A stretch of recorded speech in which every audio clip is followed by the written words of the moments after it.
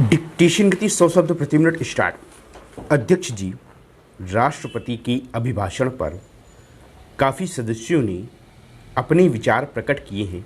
राष्ट्रपति जी के अभिभाषण में राष्ट्रपति जी का अपना कोई विचार नहीं होता। सरकार जो कुछ लिख कर देती है वही उन्हें बोलना पड़ता है। ये तो विराम को भी बदल नहीं सकते हैं। किसी भी सरकार को यह अधिकार है कि वह अपनी सफलता पर खूब खुशी मनावे, लेकिन प्रश्न यह उठता है कि जब देश की स्थिति खराब होती है तो क्या वह कांग्रेस वालों के लिए नहीं होती? वास्तव में देश की स्थिति तब खराब होगी तो कांग्रेस के लोगों के लिए भी खराब होगी।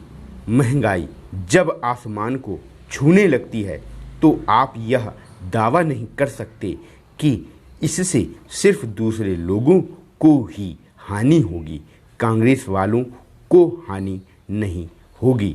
आप खुशी मना लें कि कीमतें गिरने लगी हैं, लेकिन वास्तव में हो क्या रहा है? थोड़े ही दिन के बाद फिर कीमतें बढ़ने लगी हैं। आप जानते हैं कि देश में सुरक्षा की स्थिति बिगड़ती जा रही है। जहाँ जहाँ अनेक दंगे हुए हैं उससे लोगों के अंदर डर की भावना पैदा हो गई है। कमज़ोर वर्ग के साथ जो अत्याचार बढ़ रहे हैं उससे किसी भी समाज को सिर नीचा कर लेना पड़ेगा।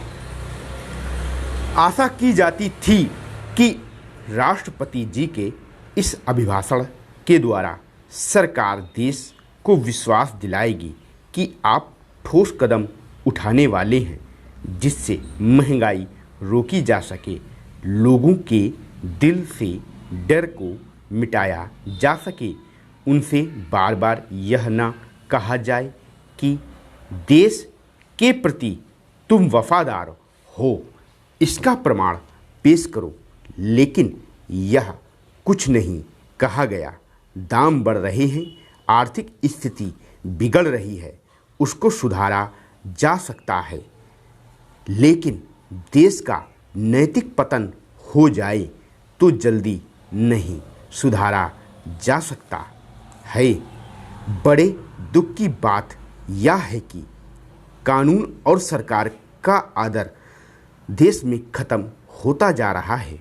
कानून का लोगों के दिलों में कोई डर नहीं है, सरकार के लिए कोई आदर नहीं है। मैं दूर की बात नहीं कहूँगा। सदन के सदस्य समझें कि दिल्ली में क्या हो रहा है। पहले चोरी डकैती रात को होती थी, परंतु आज हालत क्या है? आज चोरी डकैती राजधानी में दिन में होती है। इसका अर्थ क्या है? आपको सोचने के लिए क्या विवश नहीं होना पड़ता है? आज समाज के हर वर्ग में क्रोध की हालत पैदा हो गई है। क्या आपको यह मजबूर नहीं करता है कि इस पर विचार करें और सदन के सामने बताएं कि इस क्रोध को शांत करने के लिए आप कौन से कदम उठा रहे हैं? आपके चुप रह जाने से काम नहीं चलेगा, क्रोध इससे और भी बढ़ेगा। मैं धमकी नहीं देना चाहता, लेकिन राजनीति का कोई भी आदमी जानता है कि क्रोध जब बढ़ता है तो वह बगावत में बदल सकता है। यह बड़े सौभाग्य की बात है कि वहाँ बगावत नहीं हुई है। हम देखते हैं कि जब भी कोई व्यक्ति क्रोध में बगावत करता है तो वह अपना मानसिक संतुलन खोने लगता है। अतः सभी को चाहिए कि मानसिक संतुलन नहीं खोना चाहिए। आज समाज के हर वर्ग में क्रोध की हालत पैदा हो गई है। क्या आपको यह मजबूर नहीं करता है कि इस पर विचार करें और सदन के सामने बताएं कि इस क्रोध को शांत करने के लिए आप कौन से कदम उठा रहे हैं? स्टॉप।